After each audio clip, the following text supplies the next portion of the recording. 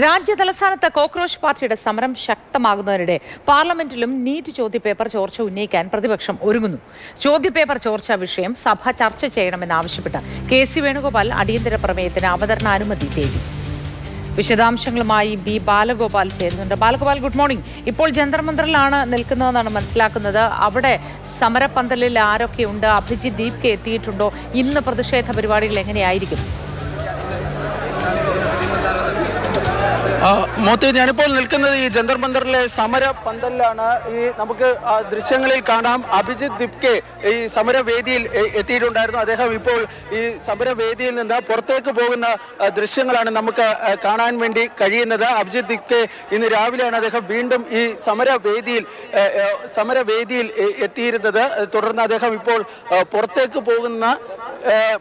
പോകുന്ന ദൃശ്യങ്ങളാണ് നമുക്ക് കാണാൻ വേണ്ടി കഴിയുന്നത്.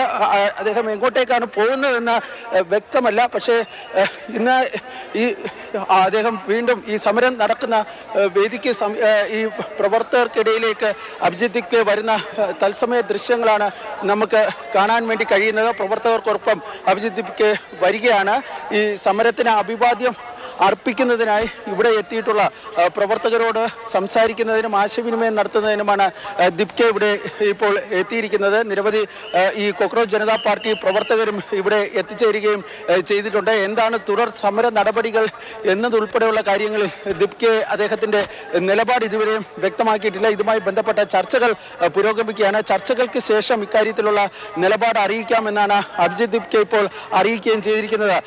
രാവിലെ ഇന്നലത്തെ പോലീസ് സംഘർഷത്തിൽ നിരവധി കോക്രോച്ച് ജനതാ പാർട്ടി പ്രവർത്തകർ അവർക്ക് പരിക്കേറ്റിട്ടുണ്ട്. പലരും റാം മനോഹർ ലോഹ്യ ആശുപത്രിയിൽ പ്രവേശിപ്പിച്ചിരിക്കുകയാണ്. അവരെ സന്ദർശിക്കുന്നതിനായി അഭിജിത്ത് ദീപ്കെ അവിടേക്ക് പോകുമെന്ന് നേരത്തെ പറഞ്ഞിരുന്നു. പക്ഷേ അത് സംബന്ധിച്ച ഒരു ഔദ്യോഗികമായ ഒരു അറിയിപ്പ് കോക്രോച്ച് ജനതാ പാർട്ടിയിൽ നിന്ന് ഇതുവരെ ലഭ്യമായിട്ടില്ല. ഇതിനിടെ നീറ്റ് പരീക്ഷാ വിഷയം ഇന്ന് അതിശക്തമായ രീതിയിൽ പാർലമെന്റിൽ ഉന്നയിക്കുവാൻ വേണ്ടി പ്രതിപക്ഷ പാർട്ടികൾ തീരുമാനിച്ചിട്ടുണ്ട്. ലോക്സഭയിൽ ഈ വിഷയത്തിൽ അടിയന്തര പ്രമേയത്തിന് ഇപ്പോൾ നോട്ടീസ് നൽകിയിരിക്കുകയാണ്.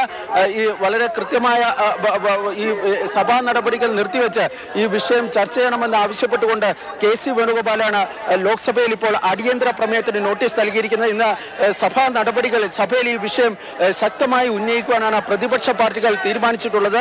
ധർമ്മേന്ദ്ര പ്രധാന്റെ രാജിയിൽ കുറഞ്ഞ് ഒരാവശ്യവും അംഗീകരിക്കാൻ വേണ്ടി കഴിയില്ല എന്ന നിലപാടാണ് പ്രതിപക്ഷ പാർട്ടികൾ എടുത്തിരിക്കുന്നത്. അത് കെ.സി. വേണുഗോപാലിന് പുറമെ മറ്റ് പ്രതിപക്ഷ പാർട്ടികളിലെ ചില നേതാക്കൾ കൂടി ഈ വിഷയം ഇന്ന് പാർലമെന്റിൽ ഉന്നയിക്കുവാൻ വേണ്ടി തീരുമാനിച്ചിട്ടുണ്ട്. സ്വാഭാവികമായും ഇന്ന് സഭാ നടപടികൾ തടസ്സപ്പെടുവാനാണ് സാധ്യത. അഭിജിത്ത് ദീപ്കെ ഇപ്പോൾ ജന്തർ മന്ദറിൽ അദ്ദേഹം പ്രവർത്തകർക്കൊപ്പം നടക്കുന്നതിൻ്റെ അല്ലെങ്കിൽ അദ്ദേഹം സഞ്ചരിക്കുന്നതിൻ്റെ തത്സമയ ദൃശ്യങ്ങളാണ് നമുക്കിപ്പോൾ പ്രേക്ഷകരുമായി പങ്കുവയ്ക്കുന്നത്. വലിയ ഒരു ആൾക്കൂട്ടമാണ് നമുക്ക് ജന്തർ മന്ദറിൽ കാണാൻ വേണ്ടി കഴിയുന്നത്. ജന്തർ മന്ദറിൽ ഈ വലിയ ഒരു ആൾക്കൂട്ടം, ആ ആൾക്കൂട്ടത്തിനിടയിലൂടെ അഭിജിത്ത് ദീപ്കെ ഇപ്പോൾ ജന്തർ മന്ദറിന് പുറത്തേക്ക് പോകുന്ന ദൃശ്യങ്ങളാണ് കാണാൻ വേണ്ടി കഴിയുന്നത്. പോലീസ് അവരെ തടയുമോ എന്ന കാര്യത്തിൽ ഒരു വ്യക്തത ഇതുവരെയും ഉണ്ടായിട്ടില്ല. ജന്തർ മന്ദറിന് പുറത്തേക്ക് അഭിജിത്ത് ദീപ്കെ പോവുകയാണ്. എങ്ങോട്ടേക്കാണ് അദ്ദേഹം പോകുന്നത് എന്ന കാര്യത്തിൽ ഒരു വ്യക്തത നിലവിൽ ഉണ്ടായിട്ടില്ല. പക്ഷേ ഈ ദൃശ്യങ്ങളിൽ കാണുന്നത് പോലെ തന്നെ വലിയ പോലീസ് കൂട്ടം ഇപ്പോൾ ജന്തർ മന്ദറിന് സമീപത്ത് ഉണ്ട്.